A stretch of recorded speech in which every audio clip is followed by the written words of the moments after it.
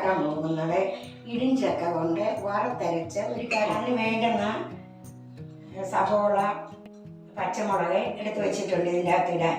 ഇതിൻ്റെ അകത്ത് ഉപ്പും മഞ്ഞൾ പൊടിയും ചേർത്ത് വെച്ചിരിക്കുന്നതാണ്. ഇത് കുക്കറിൽ വെച്ചെന്നേ ഉള്ളൂ, സമയലാഭത്തിന് വേണ്ടി, അല്ലാതെ ഏത് പാത്രത്തിലും വെക്കാം.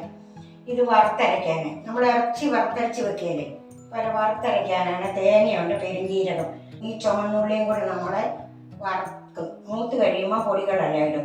2 ടീസ്പൂൺ മുളക് പൊടിയും 2 ടീസ്പൂൺ മല്ലിപ്പൊടിയും ഉണ്ട്. 1 ടീസ്പൂൺ ഗരം മസാലയുണ്ട്. 1/2 ടീസ്പൂൺ മഞ്ഞൾ പൊടിയുണ്ട്. ഇത് നമ്മൾ വറുത്ത് എടുക്കും. വറുക്കുന്ന കാണിച്ചു തരാം.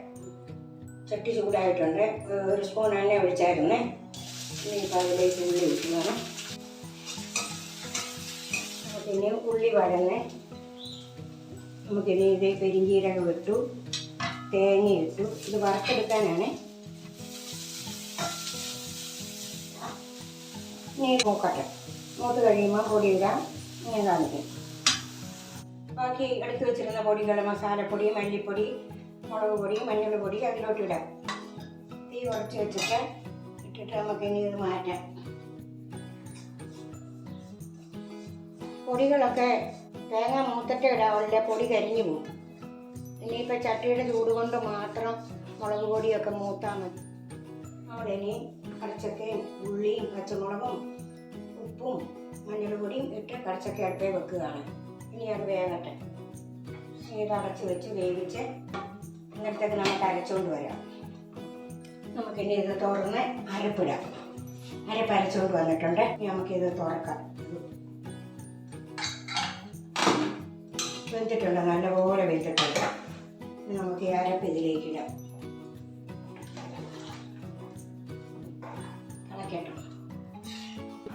അരപ്പും ചക്കയും എല്ലാം കൂടെ ഒന്ന് യോജിച്ച് ടേസ്റ്റായി ചക്ക റെഡിയായി.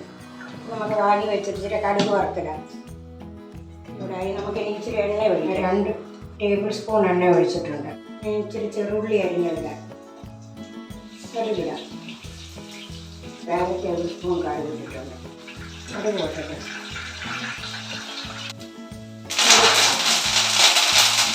രണ്ട് വേപ്പല ഇട്ട് മുളക് മുറിച്ച് വെച്ചിരിക്കുന്നു.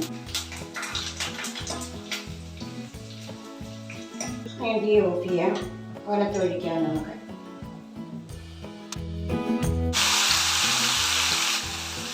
ഒലത്തൊഴിച്ചാൽ ഉടനെ ഒന്ന് മൂടി വയ്ക്കണം. എൻ്റെ മണമൊക്കെ ഇതിലാകാൻ വേണ്ടി. ഇനി കുറച്ച് കഴിഞ്ഞ് തുറന്ന് കറി വിടണം. എല്ലാവരും ഉണ്ടാക്കി നോക്കണേ. ഇപ്പോഴേ ഇടിഞ്ചക്കയുടെ സീസണല്ലേ, എല്ലാവർക്കും ഉണ്ടാക്കാൻ പറ്റുമല്ലോ.